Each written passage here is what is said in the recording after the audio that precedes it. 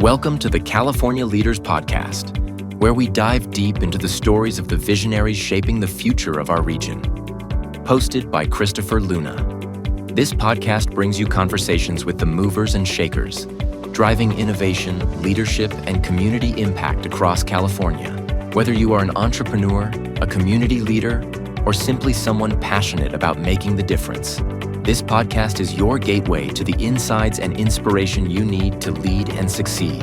Get ready to get inspired by the leaders making waves in California and beyond. In this episode, we welcome Dr. Noel Hacegaba, Chief Executive Officer of the Port of Long Beach. Dr. Noel Hacegaba is a world leader in supply chain innovation, customer service, and environmental sustainability. He is responsible for advancing the port's pioneering projects and programs and elevating its leadership position in the global trade arena. He is a graduate of the University of Southern California, where he earned degrees in economics, business administration, and planning. He also earned his doctorate in public administration from the University of La Verne.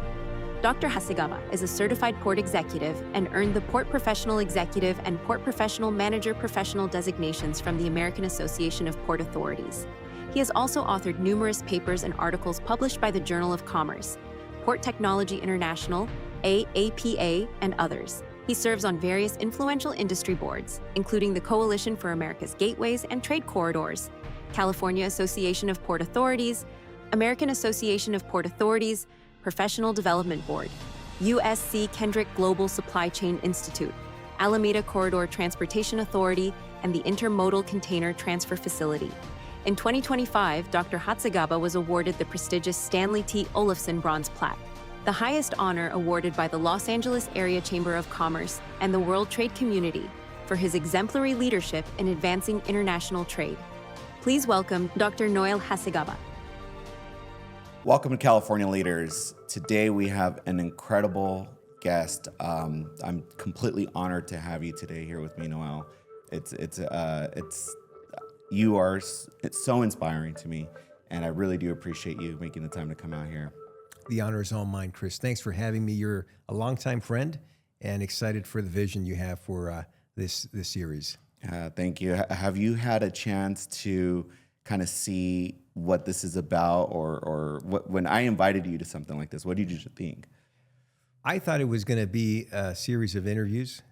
What I have begun to see is a vision that's much broader and exciting.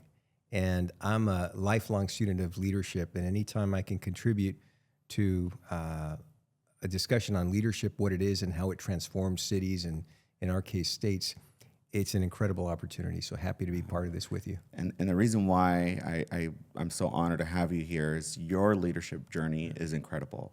I don't think I can think of anyone else that's had something similar to your path. I mean, so inspiring. But a lot of times it starts with your childhood. Yeah. But for you, I was always really surprised about your last name and how that story came out. So if you don't mind me don't mind the audience learning about that background and how that the last name kind of came into the United States, because that's an incredible journey right there. Yeah, happy to tell you this story. It's a reminder for all of us that it's always good to remember where you came from. In my case, my great-grandfather was from Japan. He was in Okinawa. And after having served in the military during World War I, he and two of his buddies decided to leave Japan and come to America. So they got on a boat, sailed down the Pacific, and somehow, and it's still not clear to us how this happened, he and his two friends ended up in Mexico. So they ended up settling in Sinaloa, and there my great-grandfather met my great-grandmother, who was a Mexican from Spain. Obviously, he didn't speak Spanish, she didn't speak Japanese, but they managed to form a relationship and have 12 children. So they made it work. Wow. And so my grandfather ended up marrying my grandmother, and that's where my last name comes. My great-grandfather was Hasegawa. That's the original Japanese name. But when he arrived into Mexico, the Mexican officials changed it to Hacegaba. Wow. And so that's where my name comes from. Did they change the year too? Because my dad has a different year, and I think a lot of people have those mistakes kind of going. If they did, I wouldn't know. And again, in those days, they didn't do the best of jobs of keeping track of things like that. But it's a reminder for me that never forget where you came from, and always respect and appreciate your past and your culture. So how many generations were in Mexico before you guys came to the United States? So that was my great-grandfather. So my grandfather, then my parents. So I'd say 3 generations. Okay. So are you first generation here? I was actually born in Mexico, and we immigrated to California when I was about a year old. Wow. I grew up in the San Gabriel Valley, grew up in a Spanish-speaking home, blue-collar workers, not much education, modest means, but a lot of love. And that's my upbringing.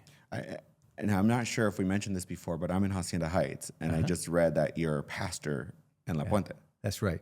So I grew up in the city of Baldwin Park. When I went to college at USC, my parents moved to Hacienda Heights.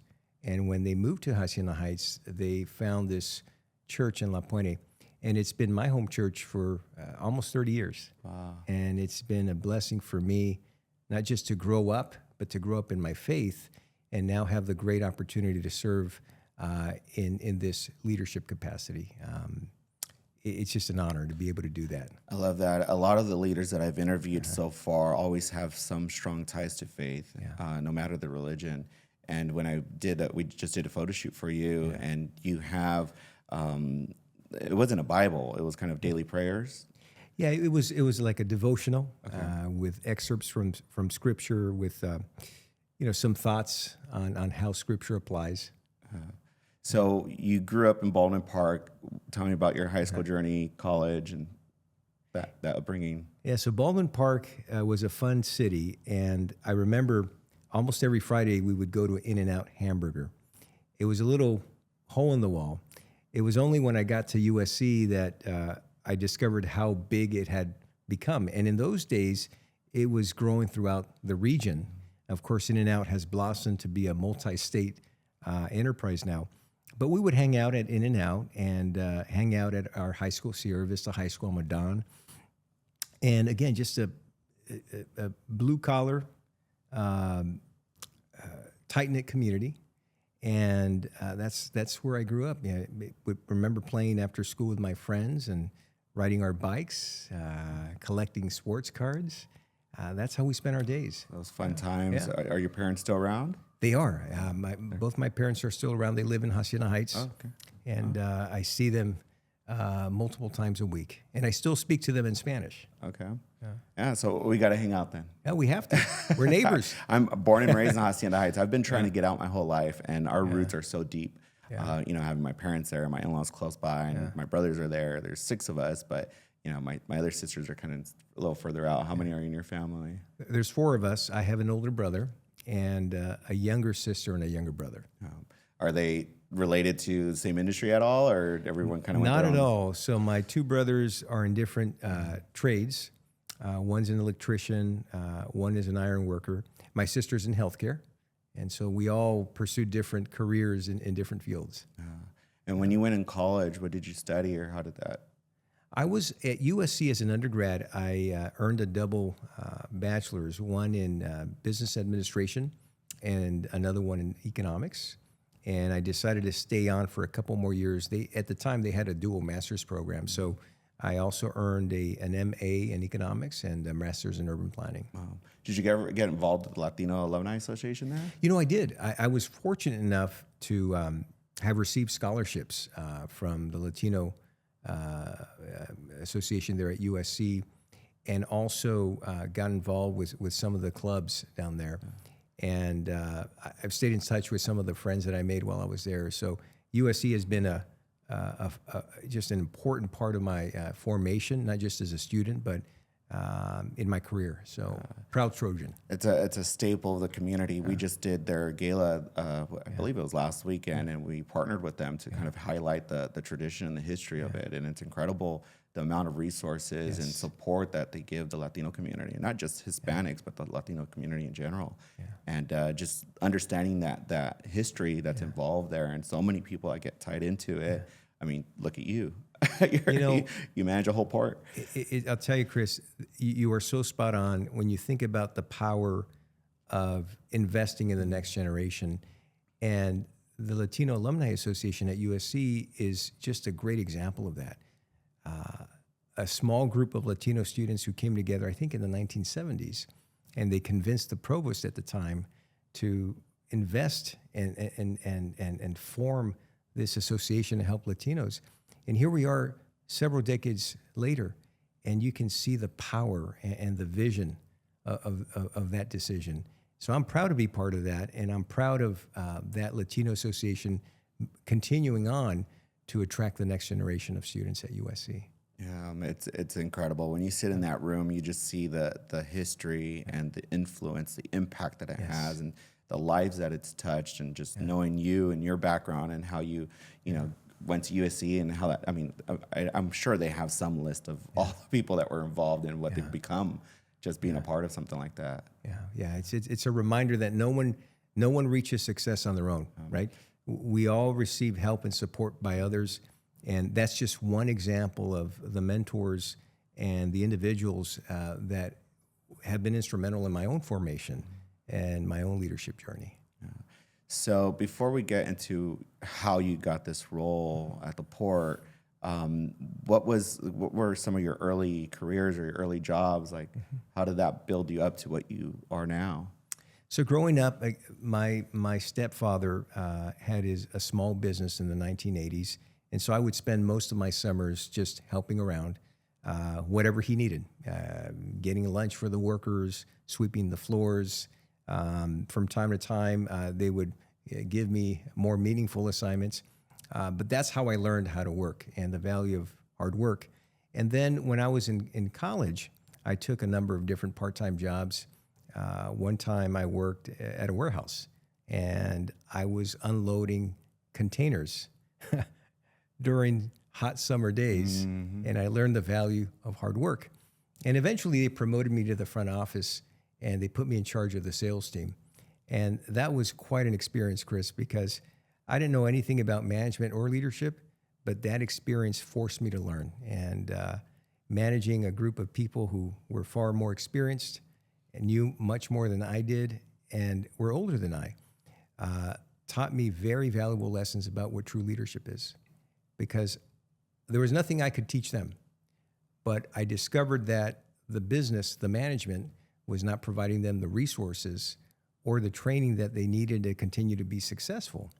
And when I became their advocate and I got them the resources and I convinced the management to invest in them and provide the training, they became successful. And in the process, I became their leader. And that taught me many valuable lessons about what true leadership is. It's not a title. It's not a position. It's serving others and finding a way to add value. You're definitely a servant. I mean, serving the public and the community, and you're a pastor. Do you tie yourself into that servant leadership, or do you have something that's a little different from what we read in books? Very much so. For me, everything I do is a form of service. And when you bring that perspective and that attitude to what you do, it helps people understand where you're coming from. And good leadership comes down to trust, respect, compassion. And so a big part of what I do as a leader is make sure I understand where those I lead are coming from, meet them where they are, understand their needs, understand their motivations, and let them know that I'm there for them. I'm there to invest in them. I'm there to help them become successful. It's such an important part of the job. And by the way, that's not just for my team, but it's also for customers and stakeholders and the people that I have the pleasure to work with. If they know that you're there to help them and they feel that everything you do is part of your service to them, it draws them closer to you. It builds trust and respect. And that's a favorite part of my job, really, to connect with people and to really develop relationships that go beyond the transactional. When you're managing a team like that and you serve them, they have that loyalty to you. Yeah. I grew up in a family business, and you're talking about unloading containers, but that's how I learned how to drive. I drove a forklift unloading containers. The only containers I would not unload are dry chilies. Those are the worst because those are in sacks. Thankfully, I never did that. And I don't think my mom will let my dad put me in there, but it's incredible what we learn growing up in a family business like that. And same thing from sweeping the floors, but my dad always taught us that sense of urgency and to be part of the team. You're not the son, you are an employee. And I don't think he ever paid me, but I would steal candy. I would go in and get a bunch of candy and go sell it at school, so I would make my money. But you know, even with the family, like we're all employees and we all help the business. And I was later on, but we learned so much growing up in a family business, and that taught us how to serve and how to lead. But a lot of people don't understand those dynamics. A lot of people think that it's kind of one way in a situation. Employees sometimes feel like they deserve to be there. And sometimes you kind of have to regulate that a little bit where, you know, there's a lot of people that deserve this position. And it's kind of a fine balance too, of not being too strict or too harsh, but also being a servant leader. What are your thoughts on that? Yeah, you know, you're so right. And I think that's the value of meeting people where they are. I find myself adjusting my communication style and my leadership style. If someone were to ask me, what is your leadership style? If I had to pick one, it would be adaptive, because you have to meet people where they are. You have to understand their motivations, and you have to find a way to connect with them. If you don't connect with someone, it's much harder to get them to do what you need them to do. But if there's a connection and they see how their role and their function connects with something bigger, it excites them. I'll give you an example. Coming into my role as CEO at the Port of Long Beach, I cast a bold new vision, right? We're going to double our container throughput by 2050. And in the process, we're going to build the port of the future. Now it's my job to explain that vision and help the team understand how we're going to get there together and what their role and their part is. And I'm using football as the language that is bringing the entire organization along with using things like we're expanding our playbook, we're updating our game plan, we're moving to a hurry-up offense. And you know, Chris, it works. People are energized, they're pumped up, excited about the vision. And so it's an opportunity for me to build a championship culture, to put our organization in a position where we want more, we want to do more. Because there were three things I wanted to do coming in. One is clarify our vision. Two is simplify our mission. And the third thing, which is the most important, is amplify our impact. As a port, we're a major economic engine. Almost 3 million jobs across the nation depend on the Port of Long Beach alone. And if we can do more to support our communities, our state economy, our national economy, then we all benefit and we all are better off. It's a domino. I mean, you touch so many lives, and I'm sure you know it, but not even knowing to which capacity, which degree. You know, we used to import a lot of product internationally, and that's what really got me involved going around the ports and going to all these events and just kind of seeing you and your capacity and what you do for not just us regionally, but for all of the United States. That's I mean, your product hits so many areas. I was at an OCBC event not too long ago, and you guys had a presence there. And being the Port of Long Beach, but in Orange County, people don't realize what that means and that infrastructure that goes behind the scenes and going into the Inland Empire. And you touch so much, right? So a lot of people live off of these ports. So what you do is very meaningful and very impactful. But with your bold vision that you talked about, it's how do you get that buy-in? Because you need to inspire more than anything. And if you don't have your good team that understands and that's willing to take that journey with you, then it's kind of, pointless, right? Yeah. No one can do everything. Everyone can do something. And the idea, and I think this is where leadership comes in. You've got to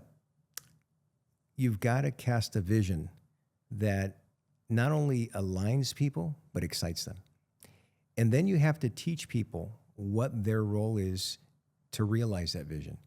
And when someone connects what they do day to day with something bigger and something as bold and exciting as doubling your throughput and creating more jobs, supporting more small businesses like the one that your parents have, it's powerful. It gives us a purpose.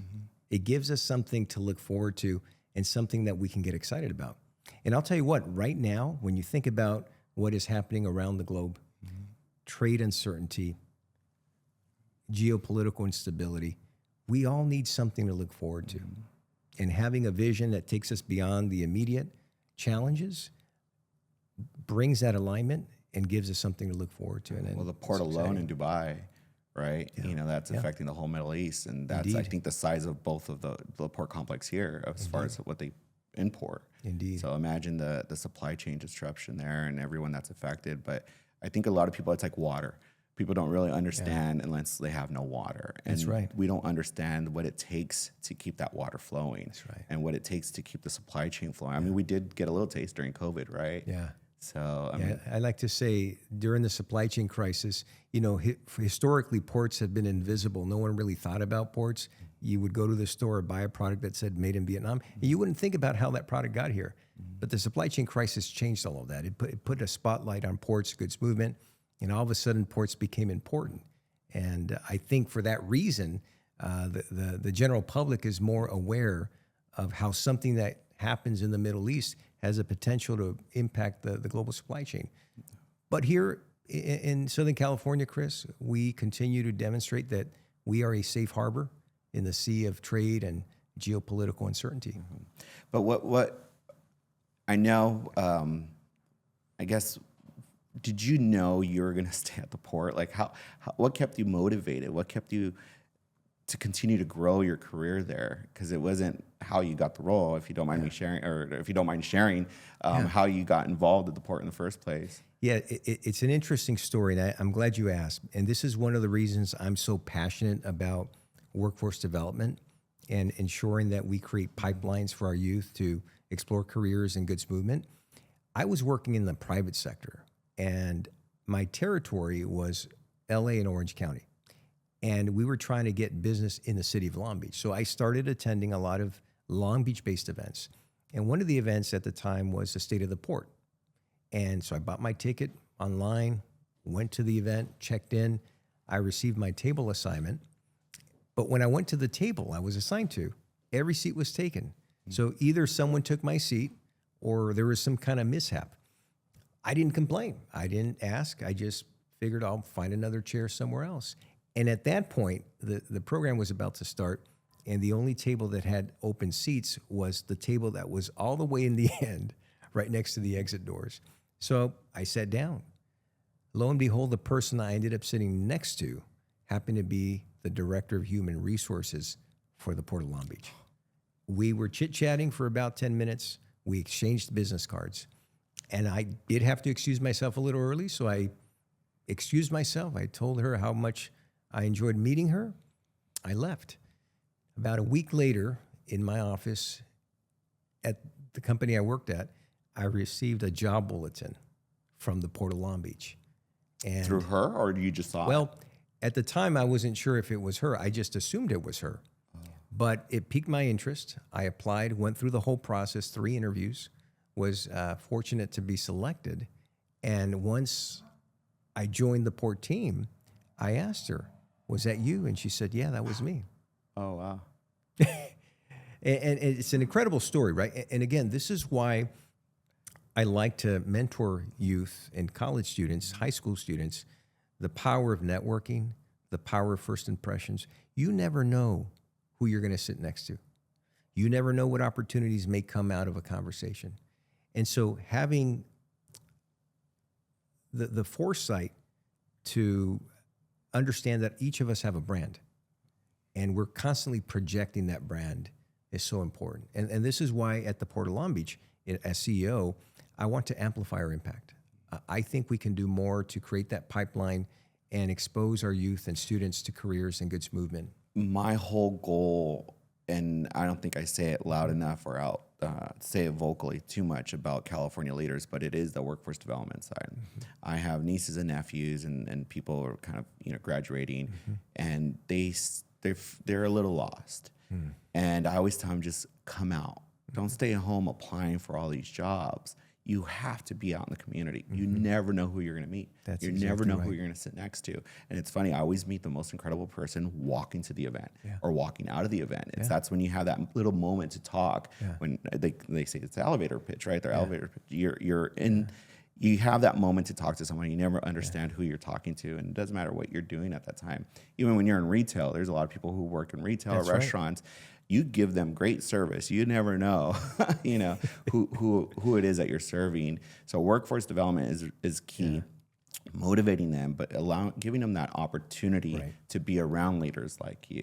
So it's incredible. It's an incredible story. I don't think a lot of people understand what it really took for your interaction to happen and what that impression that you left on her. And here I am almost 16 years later, right? Have had an incredible career, been tremendously blessed. Almost every 2-3 years was given more responsibility and eventually ascended to this role now. And just honored and humbled, right? But again, what hasn't changed throughout my career trajectory is the people, right? And honestly, Chris, for me, connecting with people, meeting people, it's not for some interest. I'm just naturally interested in meeting people. I mean, think about how you and I connected. You were working for the LA Chamber of Commerce at the time. We saw each other at a few events, but we just clicked. And I was very intrigued by your story and the business, your family business, and how you got into trade, and it just piqued my interest. And I enjoy learning those stories. But you're an incredible leader in that sense, because someone at your capacity wouldn't take the time to speak to someone like me. You guys really, a true leader really wants to support another person.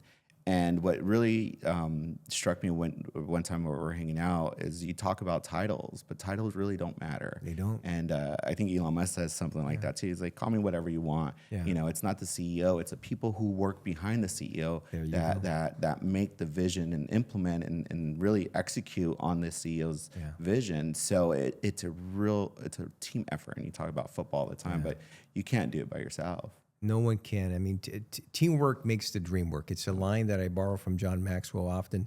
In fact, John Maxwell, who is a renowned leadership expert and author, he writes about the 5 levels of leadership. And the very first level is position, or the title. And he says, and I've seen it, I've lived it, when you rely on a title to lead people, you're not going to get very far. And recognizing that, and this is one of the reasons why when I talk to our staff, especially those who are just getting started in their career, is that leadership action precedes leadership title. To the extent that you can show initiative, show drive, show vision, that will help you progress in your careers. I mean, in talking about workforce development, I mean, just yesterday, Chris, of all the meetings I had, 2 phone calls, they were short, but 2 calls on my schedule were with 2 college students. One had just graduated from Berkeley.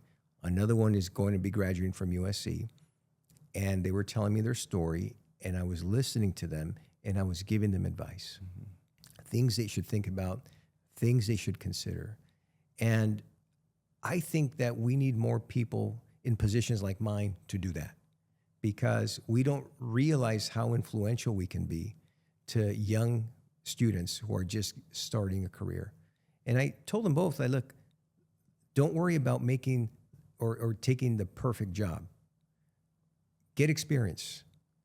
Find out early in your career what you like and what you don't, because the only way to determine that is by experiencing it, right? And I talked to them about leadership. If there's one area that every young person should start honing early on, it's your leadership. Invest in yourself. Learn how to be a good leader. Learn how to be a great leader, because that's the single most important skill that anyone can develop. Yeah, and I mean, we were talking about championships just a moment ago, and when we were doing your photo shoot, you have this whole championship belt. So how did that come up? So I'm almost embarrassed to admit this, but when I was growing up, I was a big wrestling fan. WWF. Yes, my brother and I, when it was known as WWF, my brother and I would spend Saturdays, and even at that time they had Saturday night main event, and we used to watch wrestling, and so it was something that just, I guess, it never left me. But to me, it's important as a leader to reward teams when they go above and beyond. And that Port Championship belt is a small way to reward our teams. And in fact, I'll tell you what, I just awarded it to one of our teams, And I can't tell you what an impact it's had, not just on that team, but across the organization. I've had people come to me, Chris, and say, I'm going to win that belt next. I'm going to earn the right to hold that belt. But beyond that, it's you mentioned this earlier, it's all about teamwork. And one of the reasons why I am employing football metaphors is I want everyone across the organization to understand that we're all part of the same team. No matter what department, what bureau, what division you work in, we're all part of Team Port of Long Beach. And what I love about football is it really is the ultimate team sport if you think about it. It takes 11 people to move the ball forward, and each one has to execute their role, their assignment to a T. Earlier this week, I took our leadership team out. We spent a day in our retreat and walked them through our vision. We game planned about what that means and how to incorporate it. And I invited a guest to join us. And the entire day was all about building a championship culture. And we were fortunate to have with us former Long Beach Poly football standout, former USC All-Star, 3-time Super Bowl champion, Willie McGinnis. And I led a fireside chat with Willie, and he was so inspirational. Here's a guy who grew up in the inner city, one of many children, and he ended up going to USC. He ended up being drafted number 4 overall by the New England Patriots. And when Bill Belichick took over the team, he brought in this championship culture. And Willie spent 12 seasons there.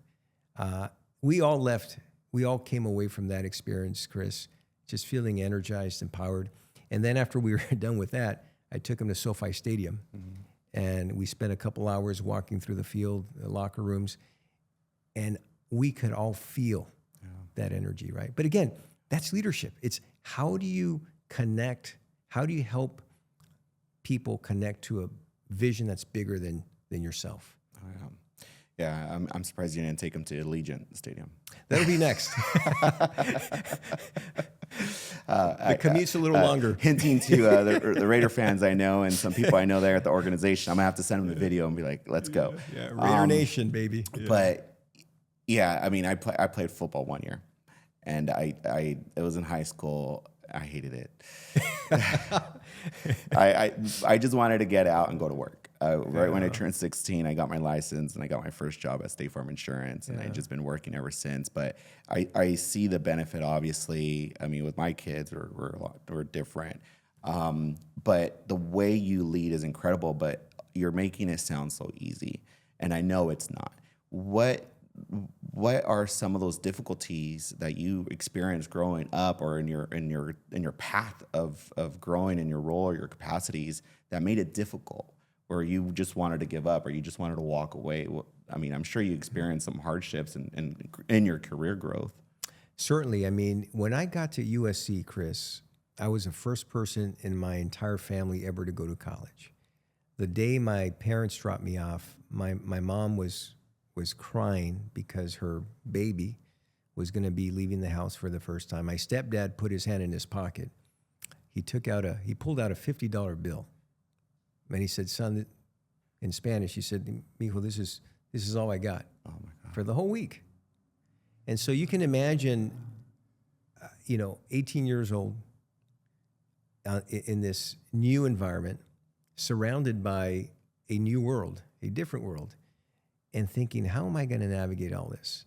And so early on, even though I had the support of my family and I was just an excellent student, I was fortunate enough to have received a full ride, but a lot of intimidation, certainly imposter syndrome. I mean, do I belong here?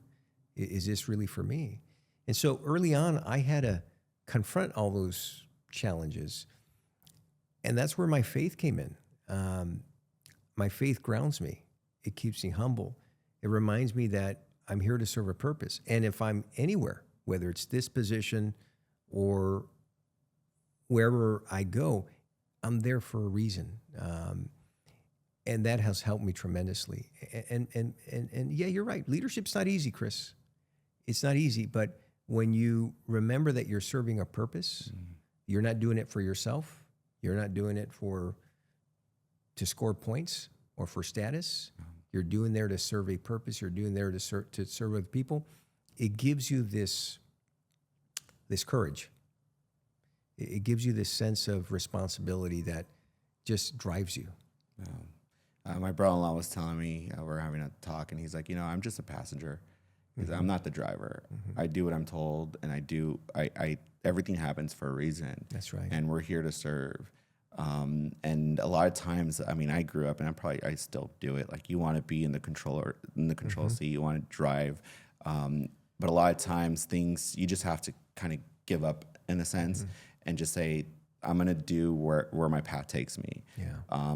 And that's going to support, but a lot of times it's difficult to do that and to just release yourself that way. But with you have to have some type of, not drive, but a lot of times when you're going through the motions of growing in an organization like the Port, what kept you there so long? Because you could have gone anywhere. You could do this anywhere else, right? So what kept you there other than the supply chain side? Because there has to be more to the product. Yeah, it's a great question, right? Because 15 years, going on 16 years, is a long time, especially these days. I would say what kept me there were the people, the team, the mission, having the opportunity to influence not just a major economic engine like the Port of Long Beach, but being at the intersection of government, business, global trade. Incredible opportunity. And while I've been there, I've been fortunate enough to be put in positions where I could really make a difference. Chris, in the time that I've been at the Port of Long Beach, we have weathered so many storms. We went through the single largest shipping line bankruptcy in history that impacted our largest terminal. I had to go find someone to take over a lease for our big $100 million a year lease. That's how much in revenue that represented to the port. And then when one of our other terminal assets, at the time the federal government mandated it required its sale, had to go through that proceeding, working with the seller, working with potential bidders, working with banks. The most complex transaction. And at the time, that was a 40-year lease. And then, of course, the pinnacle of all that was a supply chain crisis. When the entire supply chain was brought to a screeching halt in LA, Long Beach, you know this well because you were there, 109 ships at anchor. And I remember people asking me, well, Noel, what's normal? And I say, 0. We were 109 ships above normal. Talk about a crisis. But you know what I learned about that? Talking about leadership? Those are the moments that make leaders. Those are the moments that reveal leaders, because there was no playbook. No one had ever gone through anything like this before. And yet, our port stayed open. We never closed a single shift. We made 100 acres of vacant land available to provide relief. We opened a terminal 24 hours a day for the first time in history. We did a lot of things that had never been done before. And that's the reason I think that last year we set an all-time record with no congestion, no backlogs, no delays. It turns out that the supply chain crisis built the resilience muscle in all of us. And last year we flexed that resilience muscle. Yeah, and hopefully we never have to go through anything like that again. Amen. So how do you carry this legacy forward? I feel like you made it. What's next? I know it's a time from now, right? But when you get to that pinnacle and you get to a role like yours where you've done so much, I know you have so much more to give there, but there has to be something that's going to continue the drive. Do you want more, or is it like I've never been in your position in such a high capacity, so I don't understand. Once you're there, a lot of people think, okay, you just retire afterwards with age, but you're so young, you're so driven, and you have such a legacy. Like, what do you see yourself growing old? It's interesting. I really don't think about it in that way, and it's interesting that you asked that question, because you're right. Every day, we are writing our legacy, and maybe it's because I live one day at a time that it helps me not feel the burden of that. To me, what drives me and what the reason I wake up every morning excited is that I have an incredible team with this amazing, bold vision that we're going to go realize together, right? That's what excites me. It's investing in our team so that we can fulfill this incredible vision. And along the way, Chris, a lot of things can happen. And that's a beautiful thing about it, right? You don't think about it. But beyond my professional life, the legacy I care most deeply about is my family. You know, my job number one for me is to be the best husband that I can to my wife so that she and I can be the best parents that we can for our daughters. And if I can do that and put our daughters on a path to be everything that they were meant to be, I would be happy with that. Everything else, including what I do in my career, what we do at the port together, that's all icing on the cake. I remember being in your office and you have your mug of your daughters there, and I think that grounds us. Because sometimes in a role like yours, I can only imagine the need it is to have your attention at a port this size, right? So you're getting pulled from so many different angles. It's not easy getting you to sit here for an hour, right? There's so many things that you're needed at. But I feel like our kids need us as well. So how do you balance that right now in your new role? It's hard, and I've found that the older I get and the more responsibility I get, the harder it gets, right? But I think the way that I've been able to do it so far is you need to have a clear sense of what your priorities are. When you have a clear sense of what you value and what's most important to you, it makes this decision making about your calendar and what you say yes to a lot easier. And you're right. Time management, calendar management gets a little trickier. You have a lot of competing meetings and competing priorities. But this is where having a clear sense of priorities, having a set of values that drive you, it just makes that easier. So for me, for example, as a general rule, I don't like to miss events with my daughters that only happen once in their life. Graduations, special performances, special milestones. I can't make every event, but prioritizing those milestones in their lives, those events that only happen once, is important. And sometimes it's not just quantity, it's more about the quality and the moments you share with them. For example, I have the great blessing of being able to drop off my eldest daughter at school almost every day. Not every day, but almost every morning. And those precious minutes are so important. I took a role once, and I wasn't able to see them. I would leave at 5 a.m, and I would get back at 9 at night. Wow. So they're asleep by 8:30. So I wasn't seeing them in the morning or at night. And I would go days like this. I'm like, oh my God, this is so hard, because at least I get to see them that in the morning, just dropping off at school, because just being able to have breakfast with them and get them out, even though my wife does all the work. But I drive them to school.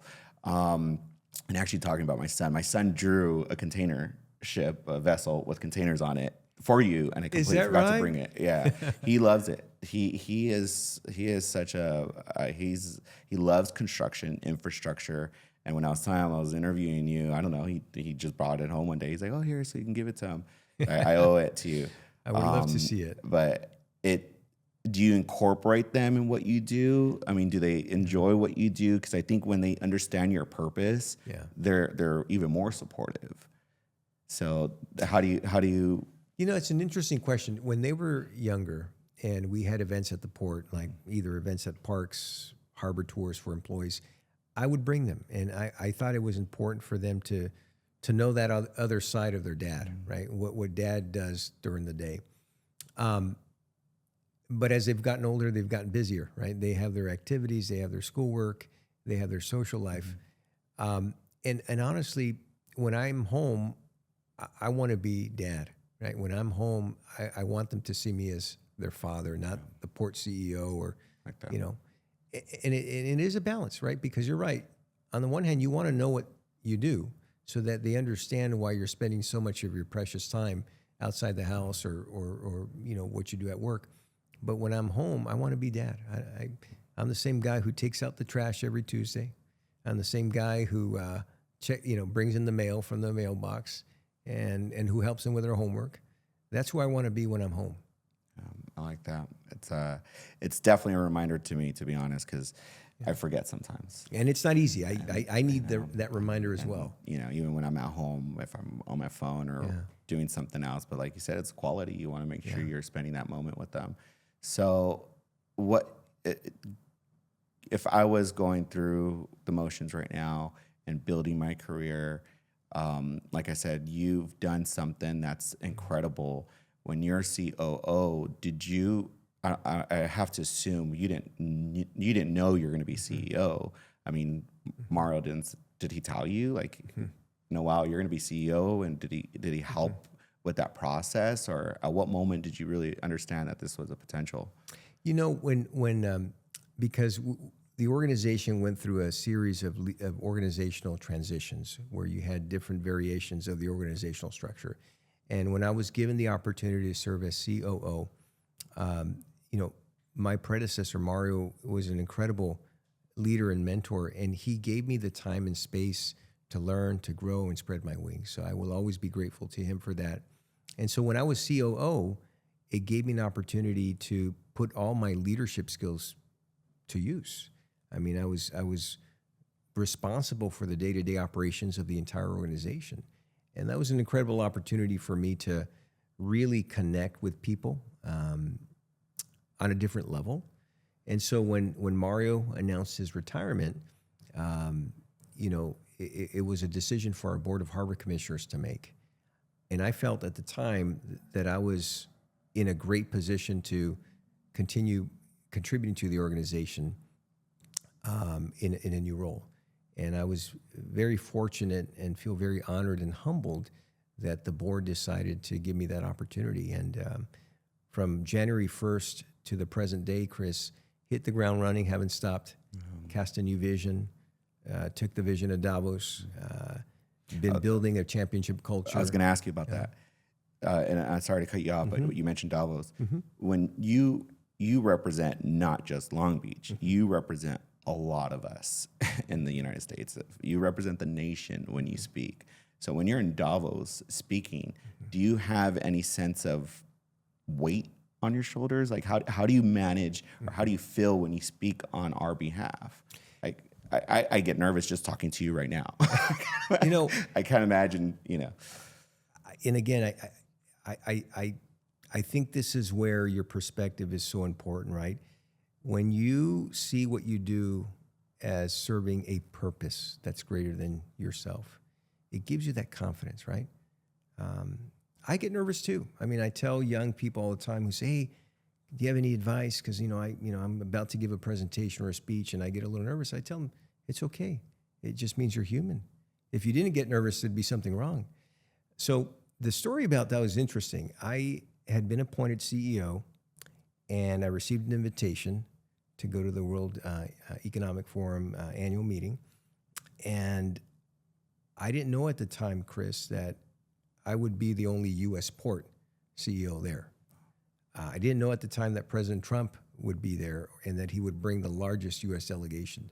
So in a way, my participation, you're right, I wasn't just carrying the Port of Long Beach flag, but I was representing all of California's ports as the president of the California Association of Port Authorities. But also I was representing the U.S. port perspective and voice. And I'll tell you what, I'm so glad I was there, because the people who were there were genuinely curious and interested to hear our perspective. And it was a valuable opportunity to engage with global leaders from literally across the world, corporate CEOs, heads of state, ministers of transportation, finance, economy. And I was able to share our vision and also talk to them about how to make our supply chains more resilient. And I'll tell you what, it wasn't until I was coming back from Davos that it hit me. And I said, what an incredible honor and opportunity. And I reflected on my own journey the day that my parents dropped me off at USC, and how my stepdad said, here's $50. This is all I have for the whole week. It just hit me. And while I was there, thankfully, it was either the jet lag or what it was, but I got through. I ended up sitting on 6 different panels with global leaders, like the who's who, and also in sessions listening to heads of state, the CEOs of NVIDIA, Microsoft, I mean, just the who's who. Just an incredible opportunity, and we'll forever be grateful for that honor. It's incredible what you've become, but like I said, when I'm an outsider, and when I met you, even as COO, you have always been that person. So for me to have time with you and that support and that trust is really meaningful, Noel. Like I'm telling you right now that I really appreciate the trust that you've put into me in this platform, because someone like you don't need to do that. You really don't. You know, there's no need to be here. But I want to tell these stories. We need to tell these stories because there is a gap. A lot of people don't understand what it takes to be someone like you. And we need to motivate, because a lot of people have, you know, we have our YouTubes and Instagrams, and we see all these motivational speakers. But to me, those are celebrities, and a lot of times it's unnecessary the way they present themselves. I don't want to speak for all of them, but we have such strong leaders near us that have incredible stories, and your story is so inspiring. So I really do hope that people, and they do, but they see that journey that you have and that inspiration that you give in going to USC. I mean, I know USC students are homeless. They're sleeping in their cars right now. You know, they don't have money to even fly back home during the holidays when school's done. So you're making it sound very light, but it's not.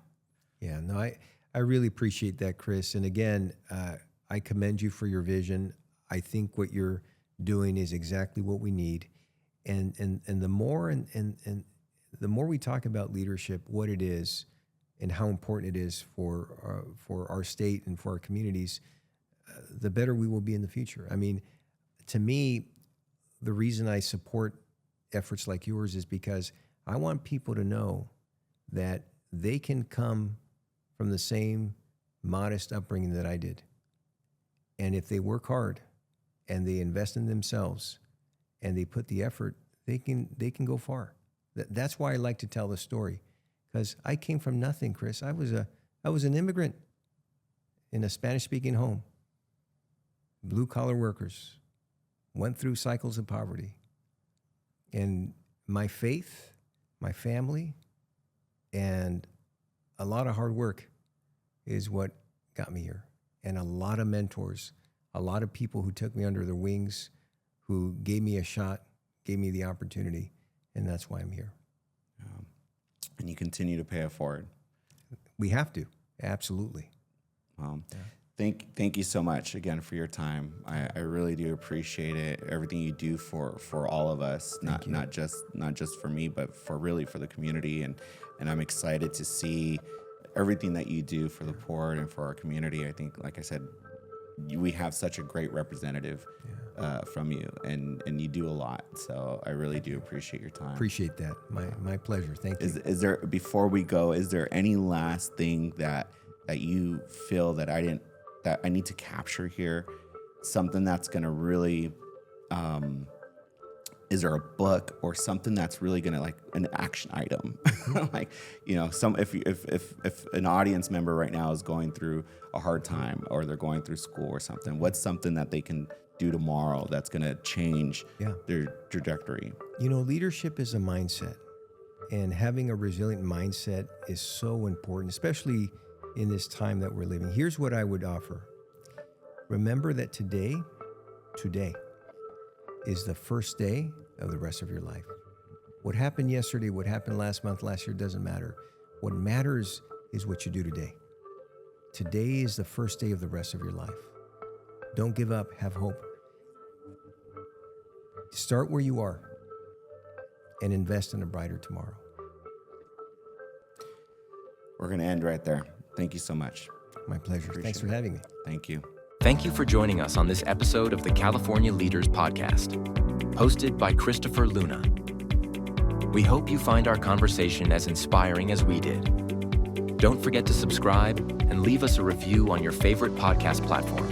Your feedback helps us bring more of the content you love. And be sure to follow us on social media for updates, behind-the-scene content, and to join the conversation. Until next time, keep leading, keep innovating, and keep making a difference.